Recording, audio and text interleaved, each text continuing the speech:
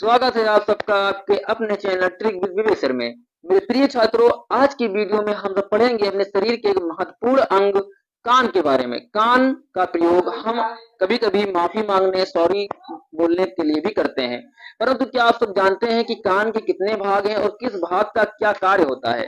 तो जानेंगे इसी वीडियो में कान के सभी भागों के बारे में और किस अंग का कान में जो और विभाग हैं किस भाग का क्या कार्य होता है और कैसे कैसे हमारे कान के अंग कार्य करते हैं। देखिए, कान के मुख्य तीन हिस्से होते हैं। सबसे पहला जो भाग है बाह्य कड़, बाह्य कड़ को बोलते हैं एक्सटर्नल ईयर। दूसरा जो हमारा है मध्य कड़, इसको बोलते हैं मिडिल ईयर। तीसरा जो हमारा कान का सबसे अंतिम हिस्सा होता है इसको बोलते हैं अंतः कड़ अर्थात इंटरनल ईयर। जो बाह्य कड़ होते हैं इसके भी तीन हिस्से अर्थात तीन भाग होते हैं। तीन भागों में इसको बांटा गया है। पहला कड़ पल्लो जिसको ईयर पिन्ना कहते हैं इंग्लिश में। दूसरा हमारा मीटस, मीटस को एडिटरी कैनल भी कहेंगे।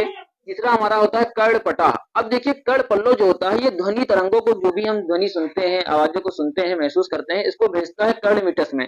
कर्ण पल्लो एक प्रकार की कीप नुमा संरचना होती है।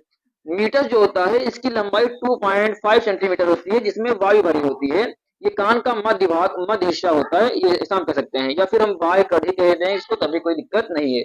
तीसरा हमारा आता है कर्ण पटाह। कर्ण पटाह को ईयर ड्रम भी कहते हैं। यह एक प्रकार का कान का पर्दा होता है, या फिर हम ऐसा कह सकते हैं कि कान के पर्दे पर स्थित एपिथेलियम टिश्यू की बनी हुई, एपिथेलियम टिश्यू की बनी हुई एक संयोजी ऊतक है।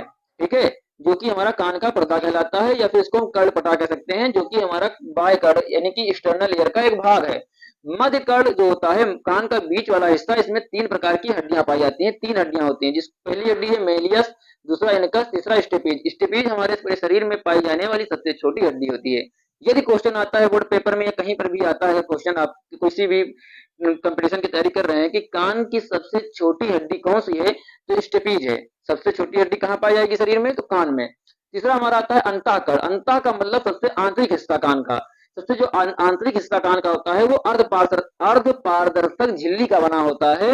यह एक प्रकार की जटिल संरचना है जिसको कला गहन भी कहते हैं।